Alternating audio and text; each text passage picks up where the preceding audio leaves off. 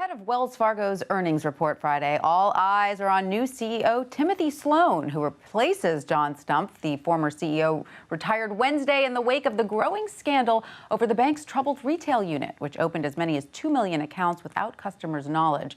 So who is Timothy Sloan, and can he steer Wells Fargo through these troubled waters?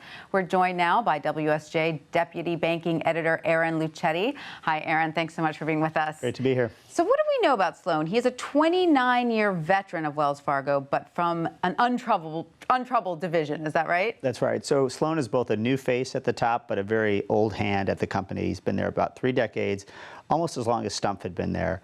But he was mostly involved with the commercial business, working with big companies, and not the retail business, where all the problems had developed at Wells Fargo this year. Right. Interesting. And the chairman role is being given to someone else. Is that right? Right. This is not uncommon for a company in crisis. The lead director, Steve Sanger, who had worked as the top executive at General Mills before he retired, is now the chairman of the board, and the CEO is Sloan. Right. Sloan was expected to eventually replace Stumpf when he turned 65. The company has a mandatory retirement age. So in a way, this is just 2 years early. He was being groomed for it anyway. Indeed. Right. He had become president and COO, the clear number 2 in case something happened to Stumpf. Well, something happened to Stumpf. Absolutely. Now, the Wells Fargo earnings report is expected out tomorrow on Friday. What should we be looking for?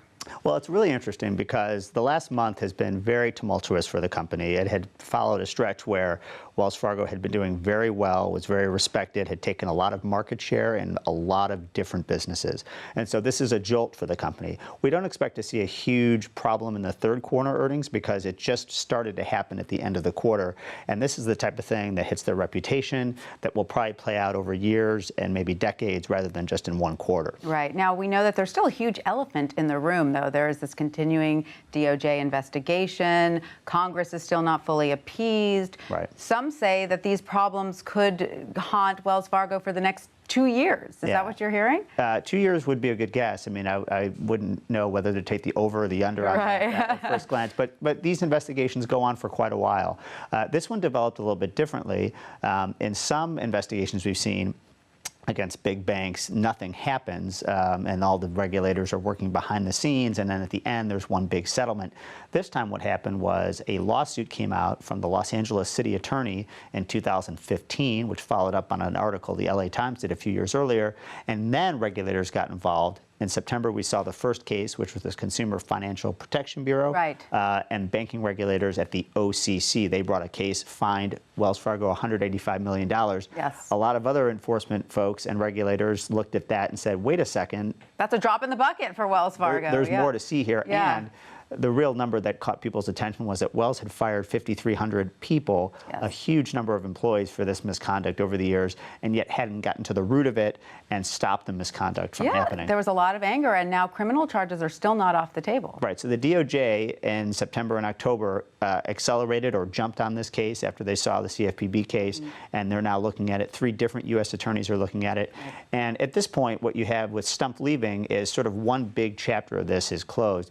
The remaining chapter is how much harm was actually done, how far back does the misconduct go, what might another fine look like if there has to be customer restitution, or if the DOJ comes in, they often take a much bigger fine than these other regulators. So and whether that's there's a risk going to for be Wells some Fargo. clawback is also on the table, correct? I mean, the head of the troubled unit recently retired with a $90 million package. I think 20 million of that was clawed back, but still, some are saying, why was she not fired? So it's interesting because both Stumpf and the head of the retail unit, Carrie Tolstead, had worked at Wells Fargo for multiple decades, had risen through the ranks, had been very successful in their careers, and had accumulated tens of millions of dollars in compensation. Right. And so they now left. Both of them are gone, and both of them have had the last part of their compensation clawed back because things did not turn out well at all in their units. The question is, how far back does the misconduct go? How far back does their accountability go? How far back should the clawbacks go?